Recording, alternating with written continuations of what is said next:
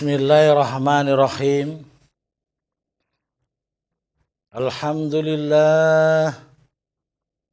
Alhamdulillahi hamdan katsiran kama amar.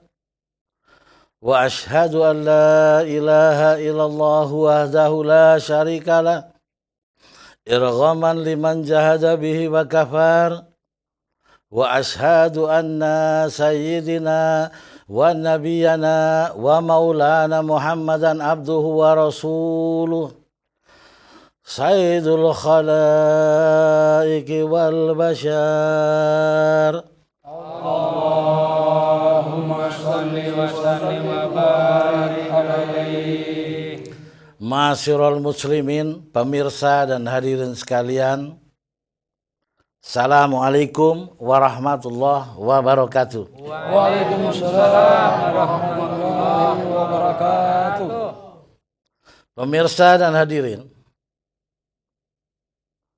saya ucapkan selamat berjumpa kembali pada majelis ilmu bersama Jamaah Laduna Ilma dengan mata kuliah Ma'rifatul Ilmi. Dalam alih bahasa berarti mengenal ilmi atau mengenal ilmu. Untuk mendapatkan metode sistematis dan standar akademis yang memadai, baiklah, mata kuliah Ma'rifatul Ilmi akan kita bahas dalam beberapa pokok bahasan yang akan segera dijelaskan. Silakan. Pokok bahasan Ma'rifatul Ilmi. Pertama, menuntut ilmu adalah sunatullah. Kedua, menuntut ilmu adalah sunatur Rasul. Ketiga, apakah ilmu itu? Keempat, hakikat ilmu. Kelima, dua macam ilmu. Keenam, fungsi ilmu. Ketujuh, contoh-contoh keperkasaan ilmu. Dan kedelapan, bagaimana langkah-langkah untuk mendapatkan ilmu. Segera kita masuk pada pokok bahasan yang pertama. Silakan. Pertama, menuntut ilmu adalah sunatullah. Surah Toha ayat 114 artinya, dan katakanlah, ya Tuhanku, tambahkanlah kepadaku ilmu. Allah mengajar manusia, hendaklah berdoa yang materi dakwahnya dalam redaksional sebagai berikut.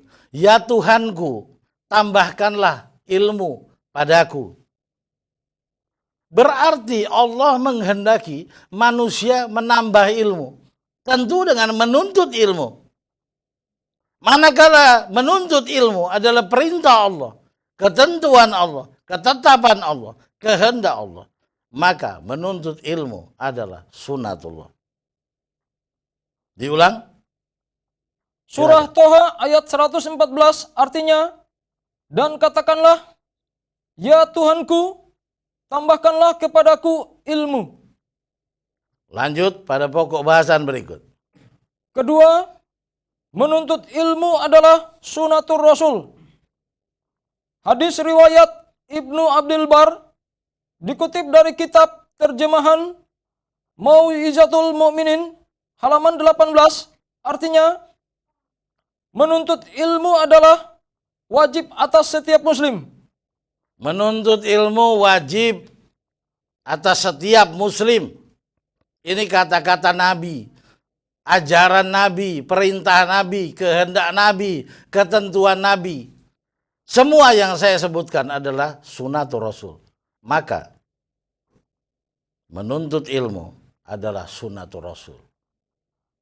Bila menuntut ilmu adalah sunnatullah dan juga sunnatur Rasul, dari sisi mana kita akan mengelak untuk tidak menuntut ilmu? Maka hukum menuntut ilmu adalah fardu ain, wajib mutlak, tidak ada celah untuk menghindarnya.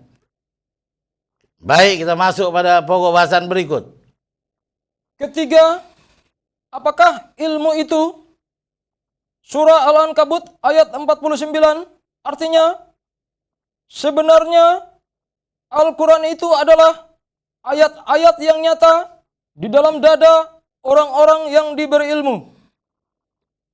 Ayat-ayat yang nyata, Al-Quran ayat-ayat yang nyata, konkret di dalam dada orang-orang berilmu. Atau dengan kata yang lebih mudah, di dalam dada orang berilmu ada Al-Quran yang konkret.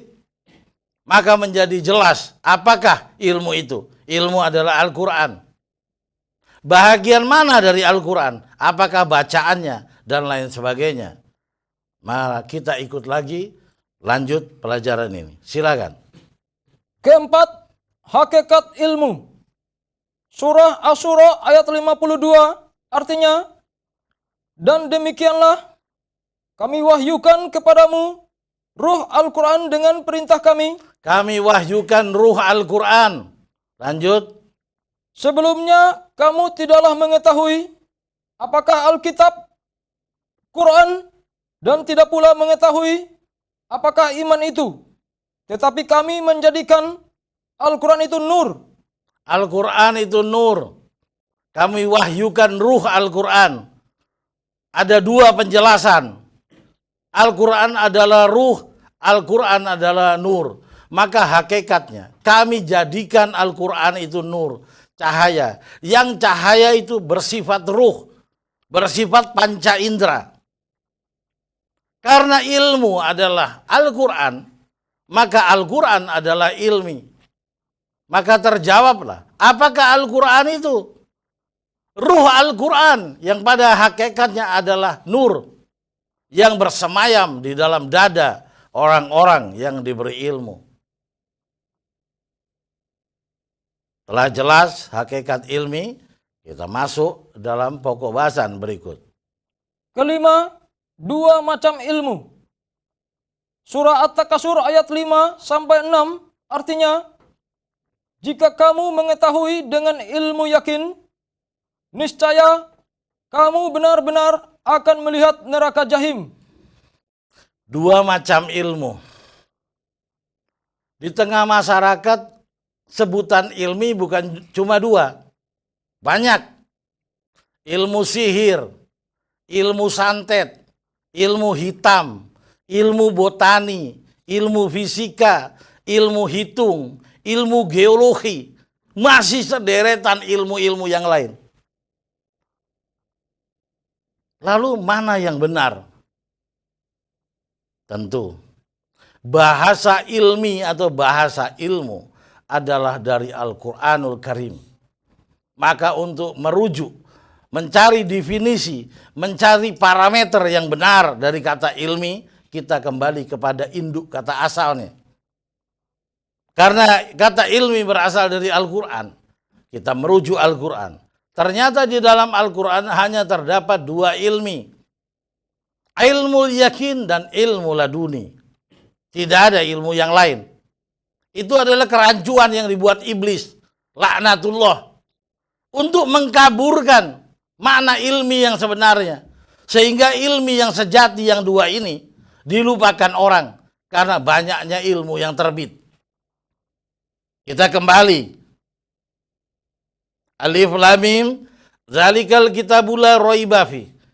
Inilah sebuah kitab yang tidak ada keraguan di dalamnya. Hudalil muttaqin, pedoman hidup dan pedoman mati orang-orang yang bertakwa.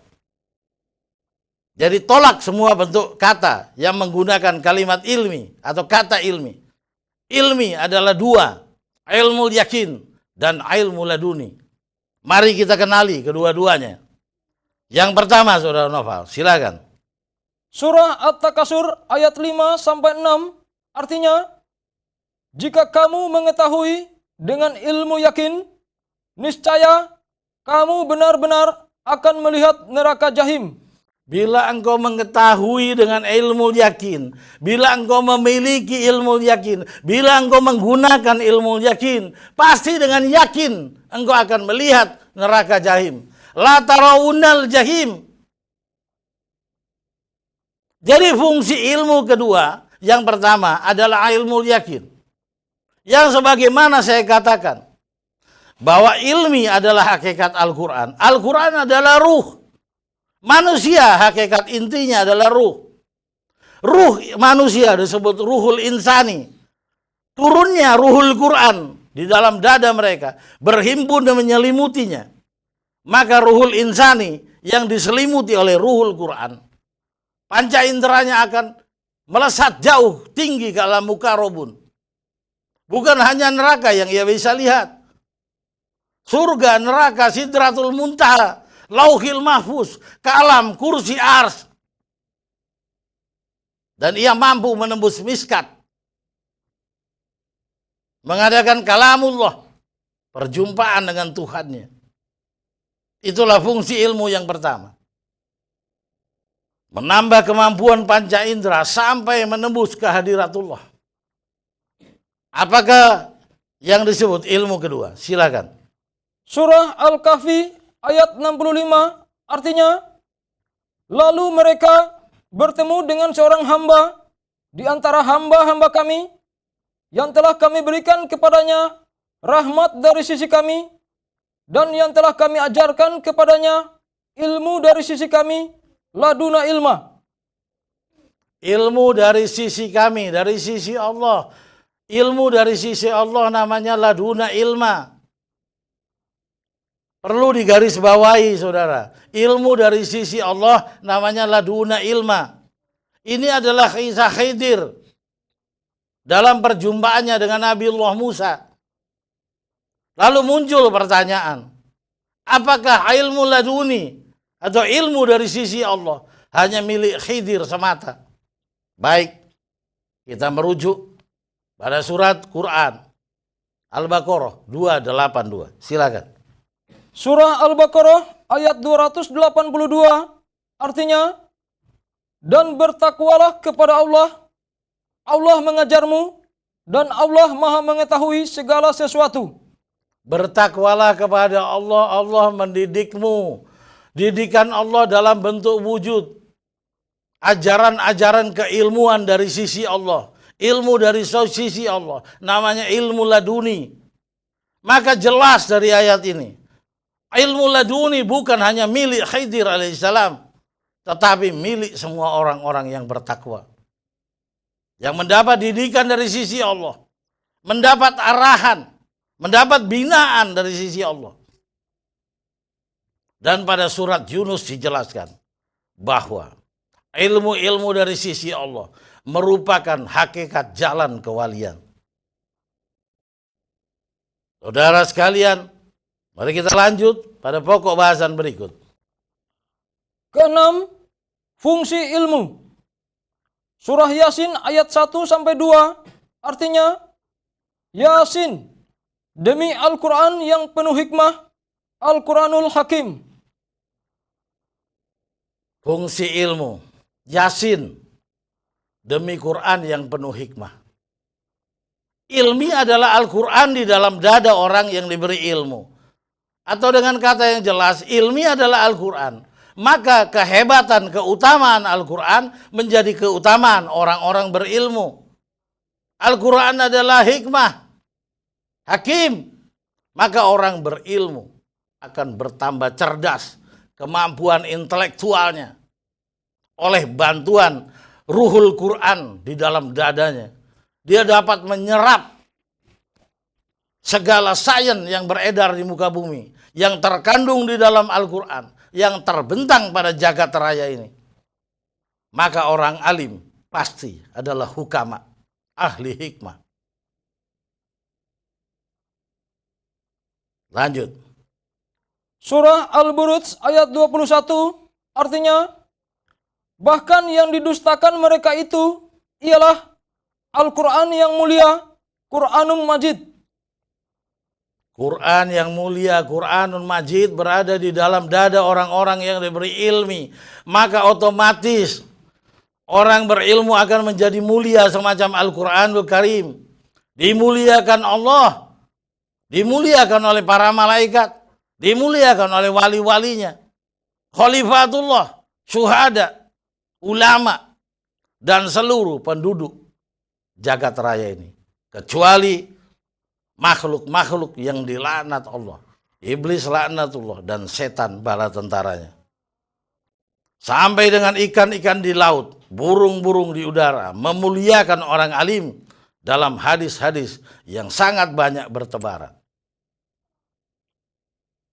Sesungguhnya burung-burung di udara, ikan-ikan di laut, semut di dalam lubangnya mendoakan agar orang alim senantiasa dalam barokah Allah. Lanjut.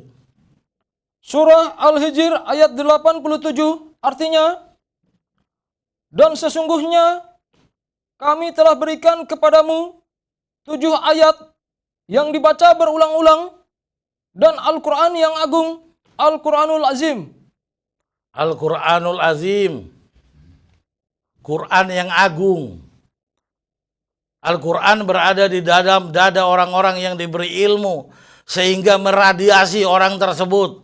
Ruhul insani, manusia itu menjadi agung. Agung adalah kalimat universal atau kata universal. Saya tidak berani menerjemahkan lebih lanjut, tetapi dalam lubuk hati kita dapat meresapi apa yang disebut agung. Lanjut. Surah Al-Waqiah ayat 77 artinya, sesungguhnya Al-Quran ini adalah bacaan yang sangat karomah, Al-Quranul Karim.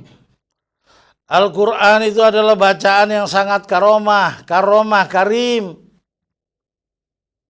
Karomah, keramat, sakti. Meradiasi orang itu. Ruhul insani yang diturunkan Jibril, dinaungi oleh Ruhul Quran yang diturunkan oleh malaikat Jibril dengan seizin Allah. Sehingga ruhul insani orang tersebut menjadi karomah. Semacam Al-Quranul Karim. Sakti. Dia mampu berbuat sesuatu yang tidak atau di luar hukum fisika. Ia mampu mengobat manusia sakit dengan air. Air bukanlah obat, saudara sekalian. Tapi di tangan seorang alim dengan karomahnya, dengan keramatnya, dengan kesaktiannya, air tersebut melampaui obat. Dan banyak tidak mampu diterangkan dalam majelis ilmu yang sesingkat ini tentang karomah Al-Quran yang juga menjadi karomah orang-orang alim karena Al-Quran berada di dalam dada mereka. Lanjut. Surah Fussilat ayat 41 artinya, sesungguhnya Al-Quran itu adalah kitab yang perkasa, kitabun aziz. Kitab perkasa yang diturunkan Jibril ke dalam hati manusia.